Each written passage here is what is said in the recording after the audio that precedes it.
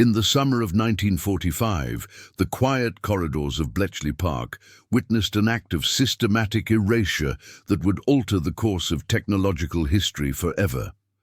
The British government possessed the most advanced computational power on the planet, a fleet of 10 electronic giants that had effectively peered into the mind of the Nazi High Command. But as the echoes of celebration in the streets of London faded, a different kind of war was beginning in the shadows. For Winston Churchill, the survival of the British Empire in a new era depended not on showcasing this triumph, but on annihilating every physical trace of it.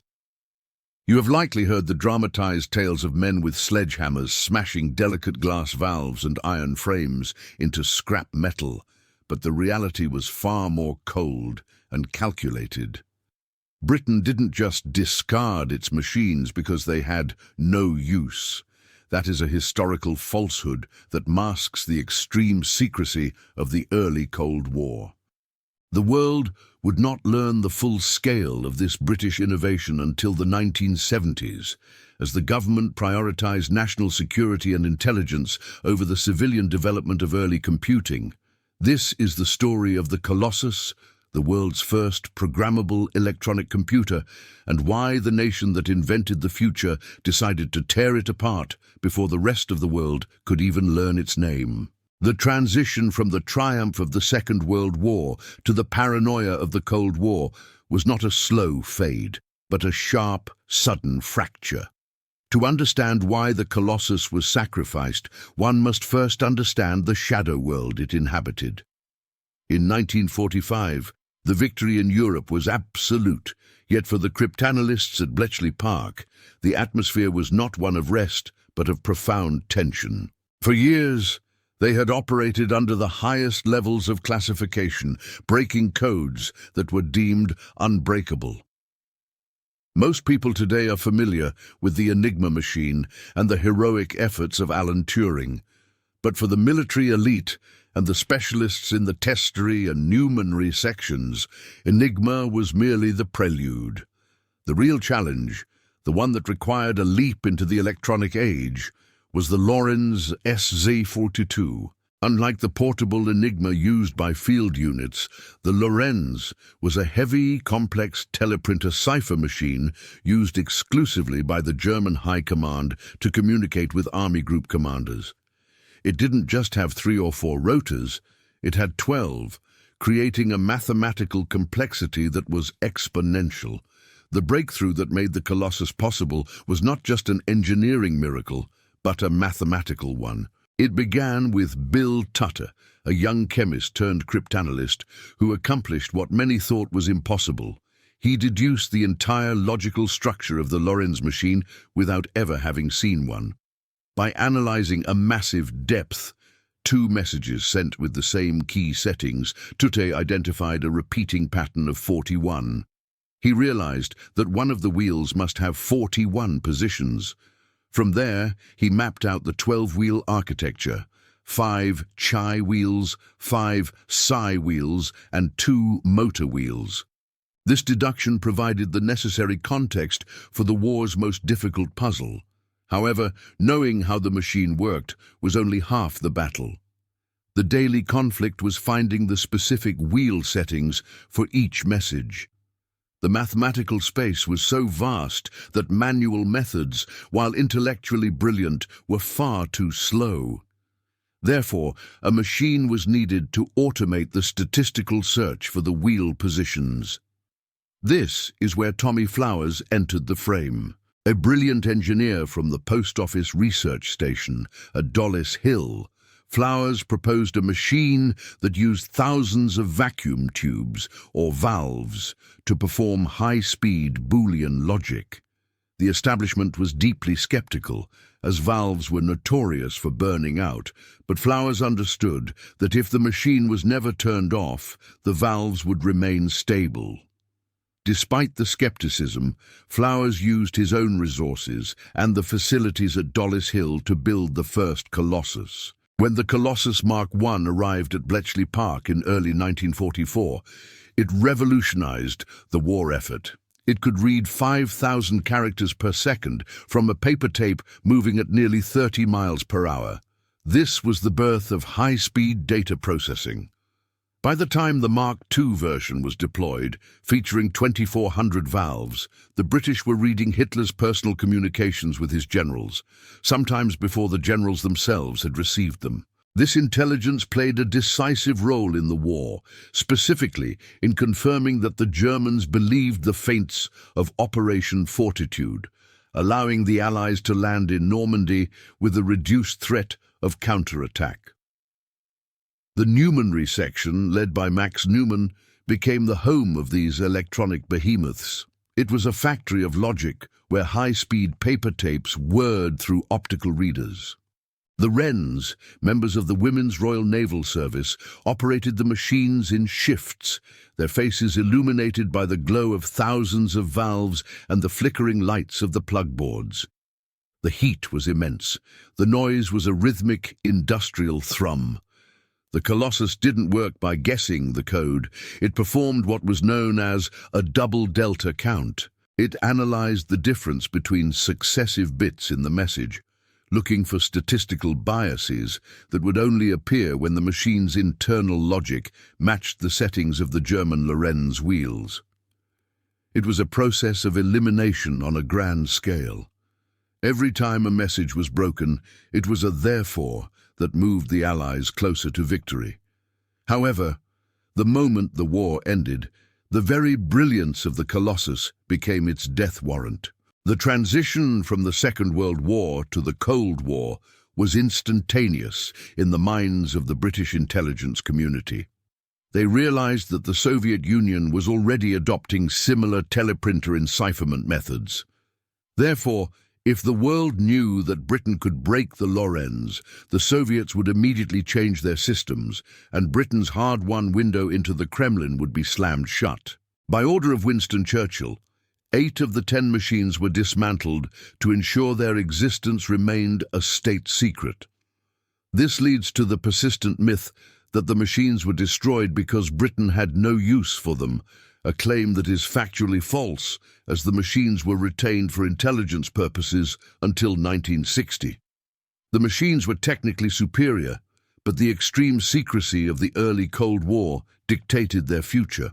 The common narrative of Sledgehammers is a dramatization. The machines were dismantled, not necessarily destroyed violently with hammers. 8 of the 10 Colossus machines were broken down into their constituent parts. Transformers, wiring, and even the valves were returned to the post office or general government stores. To a casual observer, they were just piles of surplus electronic components, their true purpose hidden in plain sight. The blueprints and technical drawings were gathered by Tommy Flowers himself and cast into the furnaces at Dollis Hill. He was a man bound by the Official Secrets Act, forced to burn his own legacy to protect his country. This was a but of tragic proportions. Britain had invented the computer, but it had to pretend it never happened. But the story did not end entirely in the furnace. Information validated by historians reveals that 2 of the 10 machines were spared the immediate death sentence. These survivors were moved to Eastcote and later to the new GCHQ headquarters in Cheltenham. Throughout the 1950s, while the rest of the world looked at the American ENIAC as the pioneer of computing, these 2 Colossus units were still humming in the dark, performing classified work against Soviet communications until roughly 1960. The British government prioritized intelligence gathering and national security over the civilian development of computing, effectively mothballing a technological lead that could have defined the post-war economy.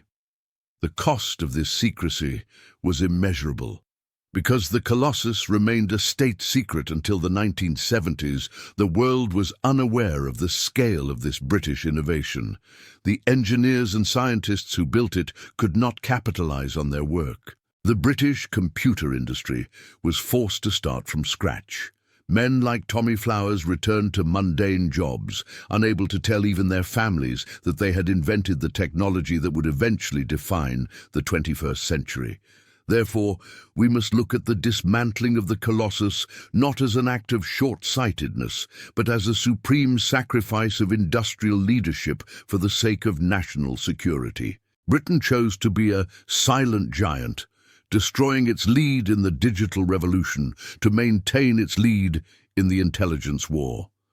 The tragedy of the Colossus is not that the machines were taken apart, but that the secrecy was so absolute that it stunted the growth of a domestic industry and robbed a generation of geniuses of their rightful place in history. Today, the reconstructed Colossus at Bletchley Park serves as a reminder that in the world of high-stakes intelligence, the greatest innovations are often the ones that the world is never supposed to see.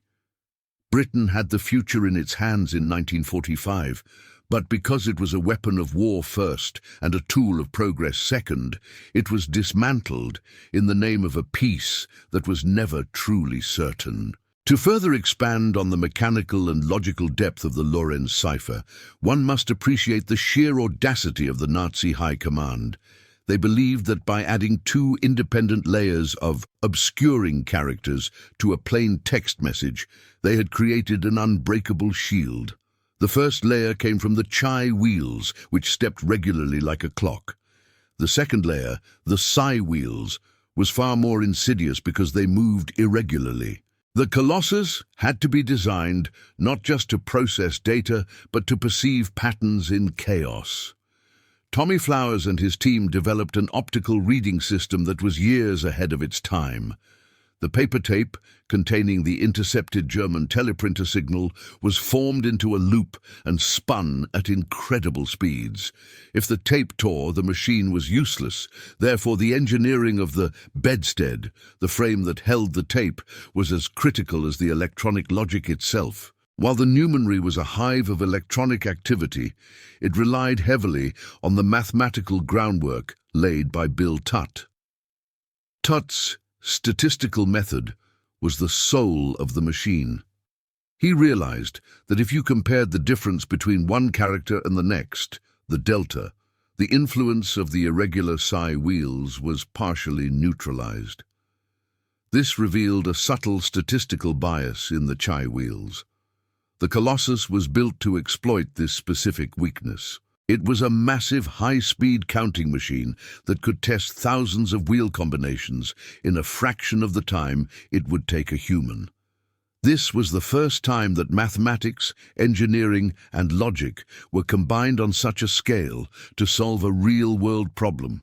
But as the war drew to a close, the British government faced a terrifying realization. The technology they had built to defeat Hitler was now a double-edged sword. If the Soviets captured a Colossus, or even the designs for one, they would immediately know that their own secure communications were vulnerable. In the eyes of the British Secret Service, the conflict had merely shifted from Berlin to Moscow. Therefore, the destruction of the Colossus was a defensive maneuver of the highest order. Churchill believed that the context of the post-war world required total anonymity for the Bletchley breakthroughs. By dismantling the machines, Britain was effectively blinding any potential adversary from the knowledge of what was now possible. The human element of this story is perhaps the most poignant. The Wrens, who operated the machines, were sworn to such secrecy that many of them did not even know the name of the machine they were using until decades later. They were cogs in a massive, secret machine. When the war ended, they were simply told to go home and forget. Tommy Flowers, the man who had risked his career and his own money to build the first Colossus, received a mere $1,000 for his contribution, barely enough to cover the personal expenses he had incurred. He returned to the post office, a giant of the computer age, reduced to a quiet civil servant. The two machines that survived until 1960 at GCHQ represent the open loop in the narrative of computing. While the United States was promoting the ENIAC as the dawn of the computer age, the British were using a more advanced, specialized machine in total silence. The ENIAC was programmable, but it was incredibly slow to set up, requiring days of manual rewiring for each new task. The Colossus, by contrast, used plug boards and switches that allowed for much faster reconfiguration for cryptanalytic tasks. If the Colossus had been made public in 1945, the entire landscape of global technology might look different today. Britain might have become the Silicon Valley of the 20th century. Instead, that potential was traded for the security of the Cold War. Ultimately, the dismantling of the Colossus was a triumph of intelligence and a tragedy of industry. It was a cold, rational decision made by men who were looking at a map of the world, not a spreadsheet of economic potential. They chose the secret over the patent, the silence over the fame. The last dab of this story is the realization that we are only now starting to understand the true cost of that silence. The Colossus was the ancestor of every computer we use today, but it was an ancestor that was nearly erased from the family tree. Its reconstruction at Bletchley Park is not just a technical achievement. It is an act of historical justice for Tommy Flowers, Bill Tutt, and the thousands of silent workers who built the future and were then told to burn the blueprints. The legacy of the Colossus is not just in the hardware, but in the logic of secrecy that still governs our world. It taught us that the powerful tools are often the ones kept in the dark. As we move further into the digital age, we must remember the lesson of 1945, that progress and security are often in a state of dance, and sometimes, to protect the present, we are willing to sacrifice the history of the future. The Colossus was dismantled and burned, but its spirit, the logic of the electronic pulse, could not be contained. It eventually leaked out into the civilian world, piece by piece, until the story was too big to hide. Britain had no use for Bletchley's machines in 1945, not because they were worthless, but because they were too valuable to exist in a world that wasn't ready to keep their secrets. The physical reality of the Colossus was a marvel of pre-silicon engineering. It stood 7 feet tall and 15 feet wide, weighing several tons. It consumed roughly 33 kilowatts of power, much of which was dissipated as heat from its thousands of valves. Standing in the Newmanry in 1944 would have felt like standing inside a living, breathing organism. The rhythmic click-clack of the teleprinters provided a percussion section to the constant hum of the cooling fans. This was not the silent clinical computing of the modern data center. This was industrial-scale mathematics. The air was thick with the scent of hot glass and ozone. Every time a valve failed, a wren would have to identify it among the thousands and replace it while the machine was still running, a feat of high-stakes maintenance that required steady hands and nerves of steel. But the hardware was only one side of the story. The software, if it could be called that, was hardwired into the machine's very structure. To change the program, an operator had to physically move plugs and toggle switches on a massive board. This was the therefore of the design. To achieve the necessary speed, the logic had to be implemented in the physical connections of the wires themselves. There was no central processing unit as we understand it today. The entire machine was the processor. This made it incredibly efficient for its specific task of statistical counting, but limited its general-purpose utility. However, for the cryptanalysts, this specialization was its greatest strength. It could do in seconds what a room full of mathematicians could not do in a lifetime. When Churchill ordered the destruction of the machines, he wasn't just destroying hardware. He was attempting to destroy a methodology. He understood that the knowledge of how to build a Colossus was more dangerous than the machine itself. Therefore, the destruction of the blueprints was the most critical part of the process. Tommy Flowers, in an act of profound professional obedience, personally oversaw the burning of the design documents in the furnaces at Dollis Hill. Imagine the scene. one of the greatest engineers of the century, standing before a fire, feeding the plans for the world's first electronic computer into the flames. Every sheet of paper represented a year of sleepless nights and mathematical breakthroughs. But in 1945, the requirements of the Official Secrets Act outweighed the requirements of history. The silence that followed was absolute. For 30 years, the story of the Colossus was a void. When early historians of computing began to piece together the lineage of the digital age, they found a missing link. They knew that something had happened at Bletchley Park that went beyond the enigma, but they didn't have a name or a face to put to it. It wasn't until the mid-1970s, with the publication of The Ultra Secret, that the world began to learn the truth.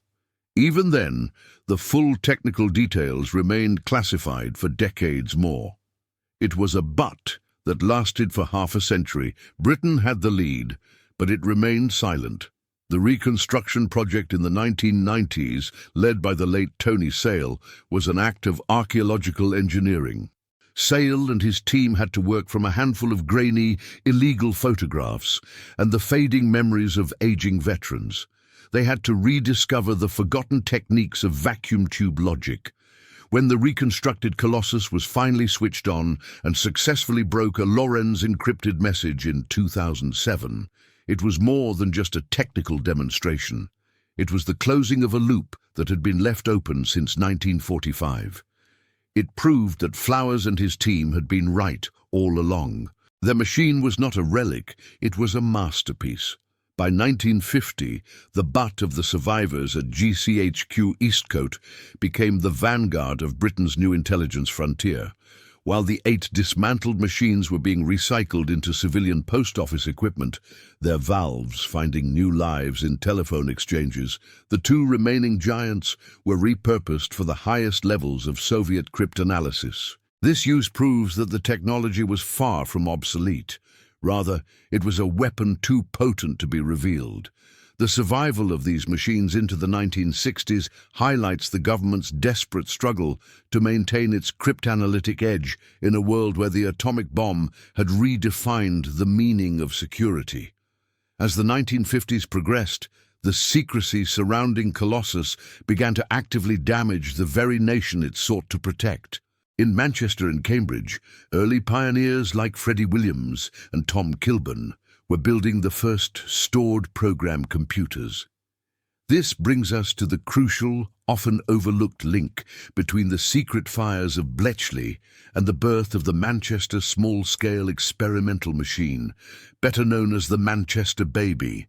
While the physical Colossus was being erased, its DNA, its logical architecture, and the engineers who mastered it was quietly migrating to academia. The conduit for this migration was Max Newman. As the head of the Newmanry, he had overseen the operational deployment of all 10 Colossus machines. He knew their power and their limitations better than anyone. When the war ended, Newman didn't return to the quiet life of a theoretical mathematician.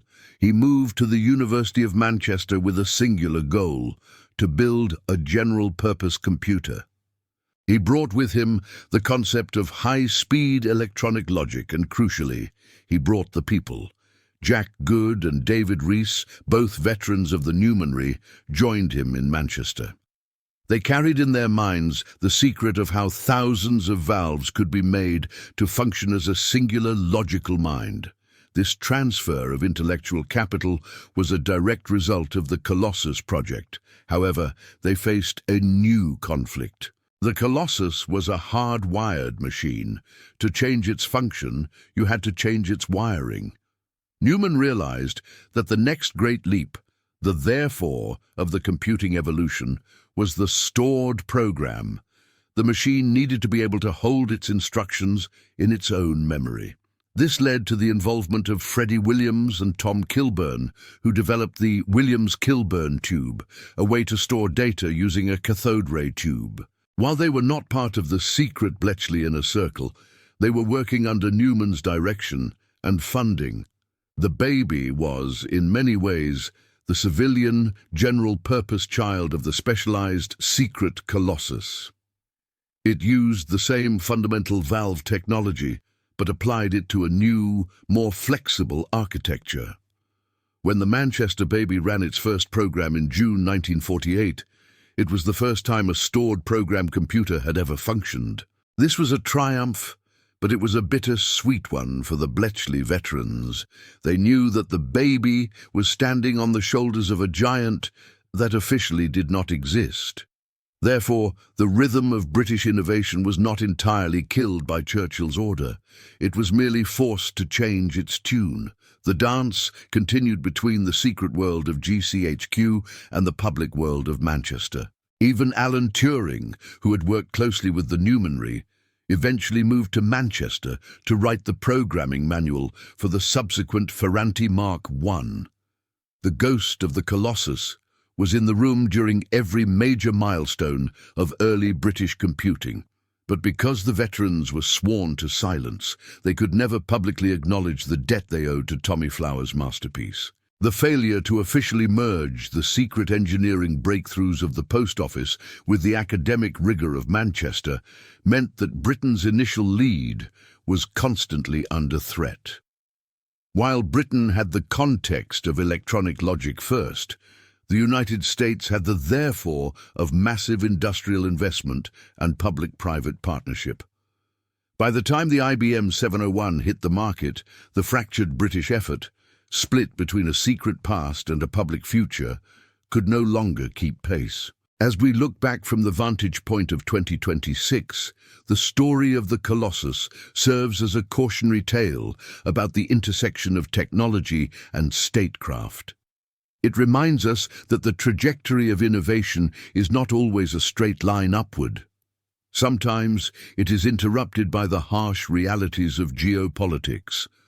The dance between context and conflict continues today, as governments around the world struggle with the implications of quantum computing and artificial intelligence. Are we on the verge of another 1945? Are we building tools today that are so powerful they must eventually be hidden or destroyed? The Colossus was the first of its kind, but its fate was a precursor to the modern world of black budgets and top-secret research. It taught us that the most significant technological shifts often happen in total silence. The machine was dismantled, its parts scattered, and its plans burned, but its logic, the idea that an electronic pulse could represent a thought, changed the world forever. Britain may have lost the commercial computer race, but it won the war of secrets. And perhaps, in the minds of the men who made that decision in 1945, that was the only victory that mattered. The Colossus was not smashed with sledgehammers. It was dissolved into the ether of the Cold War, leaving behind a ghost that still haunts the foundations of our digital world. The legacy of the Colossus is not just found in museums, but in every line of code written today. It is the silent ancestor of the internet, the smartphone, and the global financial system. We live in a world built on the rubble of Bletchley's machines. We owe it to the memory of Tommy Flowers, Bill Tutt, and the thousands of silent wrens to ensure that their story is never forgotten again. The silence has been broken, the fogs of the Cold War have cleared, and the Colossus finally stands tall in the light of day. It is a monument to a time when a machine made of glass and wire was the most important thing in the world, and a reminder that true power often lies in what is not said.